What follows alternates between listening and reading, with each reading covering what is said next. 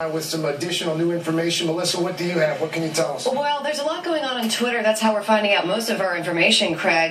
There is a new tweet from Boeing in response to today's crash, and it says, "We are aware of the incident at SFO and continue to gather information." They say, "Our thoughts are with everyone affected by today's incident. We stand ready to assist the NTSB." As you said earlier, Craig, the NTSB, the National Transportation Safety Board, is sending a crew, obviously, to investigate what happened here.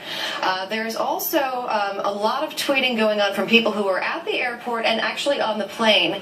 There is a fellow named David Yoon. I don't know if I'm pronouncing that properly, but he says, "I don't want to divert attention away from the crash." He says he's posting updates basically to let everybody know that the majority of passengers seem to be okay. He says he's okay.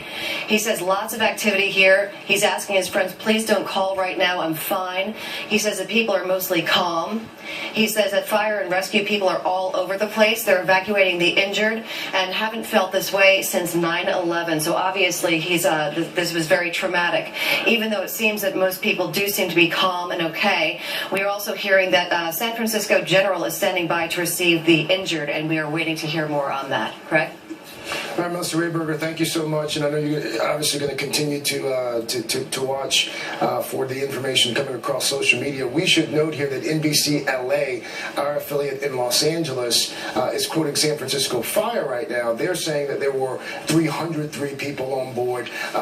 303 is what we're hearing from our NBC affiliate in Los Angeles. Again, KNTV saying 291. We will, of course, get an official number when there's that news conference that we are hearing that is going to happen at some point here in the very near future. We will, at that point, obviously be getting a lot of information about precisely what happened to this Asiana Airlines flight that was headed to San Francisco from South Korea when something, again, went terribly wrong on the approach. We heard from the Weather Channel. We heard from Alex Wilson with the Weather Channel probably about an hour ago. We were looking at the conditions in San Francisco, and she said that partly cloudy, about 65 degrees. There was no wind to speak of in the area. The winds at that point, as this plane was supposed to land, somewhere between 5 and 10 miles per hour.